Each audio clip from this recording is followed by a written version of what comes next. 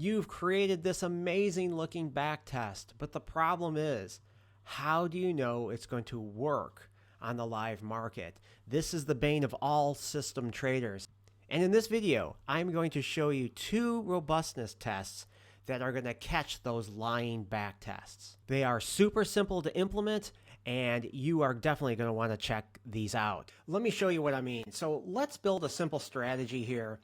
I am using internal bar ranking, which is similar to internal bar strength.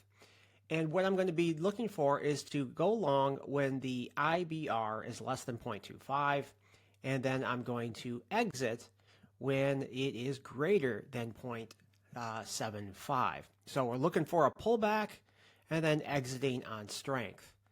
And of course, we're going to be doing this on the ES market. We're going all the way back to 2000 and through 2024. I'm also adding a ATR stop, as you can see here, 2 to 6 in steps of 1, 30 minimum in sample, 30 out of sample, 50% of the data is reserved for out of sample. Then I went and selected all 1,974 parametric signals, and I am telling build alpha with a max rule count of 2 to go ahead and data mine an additional filter to go along with our internal bar ranking.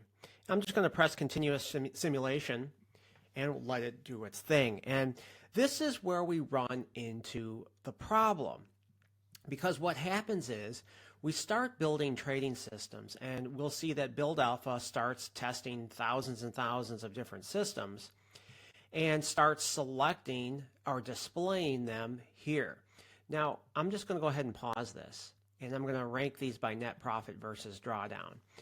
And we can come in here and, of course, see all the different metrics and take a look at the equity curve. But we don't want to rely just on the in and out of sample. We want to rely on some of these validation techniques that build alpha has, such as variance testing, robustness checking, noise testing, and whatnot. Now, first of all, the two risks of automated trading discovery really come down to this: luck. As you know, you can build a random trading system, and just by pure luck, it can be profitable, particularly when you're using a tool like build alpha. The other thing, of course, is you're going to build a system that's actually going to be fit to the noise of the historical data. Now, this is the real bane. Your system is not keying off of a true market edge. There's a random pattern, and it's keying off of that and giving you a beautiful looking backtest. But what happens when you move forward to the live market? It tends to fall apart because that randomness is going to dissipate and fade away as time moves on. These two things, luck and overfitting to the noise, are the bane of algorithmic traders. Let me show you these two tests to help show you those lying backtests. First is the random benchmark test. So what this is we're going to generate the best possible random strategies. So in build alpha, what we're going to use, and which is the platform that I recommend and use, is it automatically generates hundreds of random strategies and picks the best ones. And then what we're going to use is those collection of random strategies as a benchmark. Put another way, our trading system, if it's keying off of a real valid edge, it should be well above these random strategies that were generated. It's a real basic concept, but often it's real hard to implement. But with tools today like build alpha, it becomes much more possible. If your strategy isn't clearly beating the random strategies, that is a great sign that it's probably not going to continue to work in the live market. Put another way, your strategy is probably just a random fluke. Super simple and super powerful. Jeffrey Woodruff, he is founder and CEO of Quantitative Investment Management. You may have heard of him. He's in the famous Market Wizards books, and he came up with this test. Let me just grab a strategy out of here. And what I'm going to do is bring up the equity curve. And let's take a look at the random test. If we do this, I'm going to adjust this to trade number just so they all kind of line up. So just as a refresher, the red lines, you can see there's hundreds of red lines there, and those are the best random strategies. As you know, you could just randomly throw together different rules on any data series and generate a viable system. You can see that each of these red lines represents a random strategy. The solid green and blue, of course, is our strategy that we have selected here that we data mined. The theory behind this is we want to see our strategy be well above the random strategies. In other words, we should be consistently outperforming random strategies.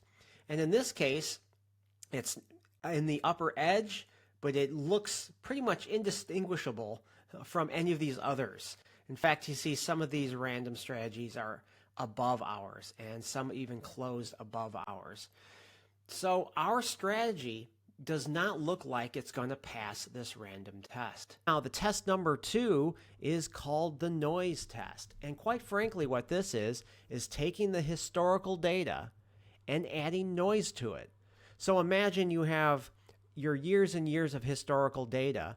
What you want to do is, let's say, take 30% of the historical bars at random and change one of the parameters. You got open, high, low, and close. Let's change those by 20%. Not all of them, just one of those across many different bars. So it might change the open for 1 bar, 3 bars later it'll change the close, and then 7 bars later it'll change the open again, and then the close or the high. And it'll do this throughout your entire historical data. So what do you have now? New data. That's a new data set, and you run your strategy through it. And you do that hundreds or thousands of times. What are we doing here? Well, if your strategy is robust, it should be able to work even if you tweak that historical data.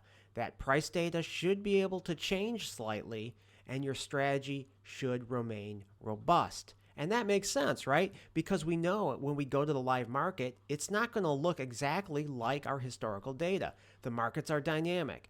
And this is a fantastic test, the noise test, to test to see if your strategy is going to break if that market data changes ever so slightly. A fantastic test, but traditionally very hard to implement, but not with Build Alpha. This is built in, you press a button, and it does this test. This test was proposed by Tanichi Taguchi. I hope I didn't butcher that too much. And he is a pioneer of quality control engineering and robust design. Now, his methods were adopted by NASA, Ford, 3M, and Nissan. And they are now used in the algorithmic trading world. And you have access to this technology today. The noise test, we have our strategy selected. We're going to select this. And we can see here we have a similar type graph. Each one of these colored lines represents a unique backtest. However, what it is our strategy being backtested on noise adjusted price data. If you'll recall, if we select here to configure our test, here's our noise test right here. What we're going to do is change the open, change the high, change the low, change the close on 40% of the bars by 25%. So what we're doing is Build Alpha is going to take our historical data, and then randomly 40% of the opens are going to change, 40% of the highs are going to change, 40% of the lows, and 40% of the close. What we're doing is generating really a new price series. And that, close this out, is being expressed in one line. And then it's going to do it again. And it's going to do it 100 times. So each one of these colored lines represents our strategy being tested on a unique price series. Now, this one actually looks pretty good. And this is kind of what we want to see. We want to see these bands where they close about, we want to see them tight and they're all making profit. And that is happening. And we want to see our strategy in the middle. So this one actually doesn't look too bad. But again, we had to do this all by hand. But now, with the new build alpha, we can automate this. If you go under automated workflow, so this is back at the main panel here. We click on that, we can see edit filters. Here we can see that what is selected here is something called basic. And this is just a filter name that is going to be looking at these conditions. You can see we have 3 different conditions here under the simple tab. There's also an advanced tab with nothing underneath it. The simple tab here is just looking for trade count greater than 1 for all of the historical data. You can get more granular with looking at the in sample or out of sample, and all of these are just 1. Now, of course, you can come in here and change these and select different parameters here, right? We can be looking at drawdown. We can filter by a number of exit parameters, mean, winning trades, all types of things. The advanced filter, we don't have anything in here. But I wanted to focus on the validation techniques that we are going to be, or that Dave highlighted. I've already created those under random and noise. And you can see that under the advanced tab, we have some information here. Before we get to that, let's look at simple. Here I just added number of trades is greater than or equal to 75. So the final system should have 75 trades. The in sample should have a minimum of 30. Out of sample, minimum of 30. That's really not important. I just wanted to highlight that as I was just testing this. But I wanted to take Dave's idea and build it myself. So here we can see we have 2 filters. Let's look at this first one. This is the easiest one. We can see we did random. The upper band percentage of the backtest is greater than or equal to minus 10%. What this basically means is our system should be above that upper band, right, by at least 10%. The other test is we're taking the 90th percentile of the noise minus the 10th percentile, so we're creating a ratio, or a difference I should say, and then dividing it by the absolute medium of the noise. So as a medium, it's in the middle, so we are creating a ratio, and we want to measure how tight that is. And in this case, it has to be less than 0.5, as you can see there. Expand this out a little bit. Let me just show you how I created this. Let's start with this verse random. It was just a matter of selecting this plus, and it brings up this little selector, so we can come in here and click on this and look at all these: Monte Carlo, noise, variance. Here's our verse random. So we want verse random upper band percent of backtest is greater than or equal to minus 10. And I do remember off the top of my head that should be as a percent, so that's minus 10%. So that's what I did. The second one's a little more complicated. You can see it's actually, I had to type this one in. And if we come up here, custom expression. Custom expression allows us to actually build this out using all these different components. Look at all these functions, math, strings, operators. There's all kinds of ways to create a custom expression. I'm not going to go into all the details here. I just grabbed the noise 90th percentile minus the noise of this over the absolute value less than or equal to 5. It's kind of like an Excel formula. So if you go into Excel and want to create a formula, that's what we're doing here. I'm going to go ahead and delete this duplicate one, and that's how I got this. All right, to recap those thresholds, what did I use? On the random benchmark test, my strategy, or the strategy that we're testing, must beat the random result by 10% or more. Anything less than that, you can confidently rule out as luck as the source of performance. The noise test, you can see that I'm doing the difference between the 90th percentile and the 10th percentile divided over the median, and that has to be less than 0.5. 0.5 seems to work pretty well. You may want to loosen this threshold for noisier intraday data. And of course, these are just starting guidelines. All right, now that we have this selected, so that's my random and noise filter, we're going to close that. And what we're going to do is just do our continuous simulation once again. And what's going to happen is build alpha is going to start building strategies, and then another message is going to come up, and it's going to say advanced filtering. So now what it's doing is testing those strategies that it just built and making sure that they pass our validation process, which in this case is 2 tests. Throws out the garbage and then is going to display just the winning strategies. So now I'm just going to organize these by net profit versus drawdown. And let's look at a couple top ones. Here's one that looks pretty good. Now we can see the equity curve obviously looks really solid. Let's go ahead and look at the random. I'm going to put this as trade number.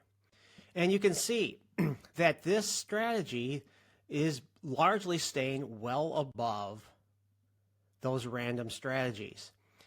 Falls in here during the in-sample a little bit, but largely stays ahead and is above all of these random strategies. So this is a good example of a strategy that's doing very well, staying above the random strategy, which is an indication that we potentially have an edge. If we go look at the noise test for this, we have the strategy highlighted. We'll go to the noise test, and we can see that these bands are really tight and our strategy is maintaining in it. So the point here is that we can use this to quickly filter these. And so what's being displayed here are ones that passed our validation tests. All right, let's quickly recap. How do you know your backtest is viable? I like to use the random benchmark test, and this is going to catch strategies that were created by luck. Your strategy should outperform random strategies. The noise test. This is going to catch strategies that are overfit to the historical data. In other words, they're keying off of noise. What we're doing is interjecting volatility and variation to measure how robust our strategy is. And with Build Alpha, our best move is to automate this as part of our development process. We're going to run both tests automatically, so only the survivors, the strategies with a genuine robust edge, ever reach your attention.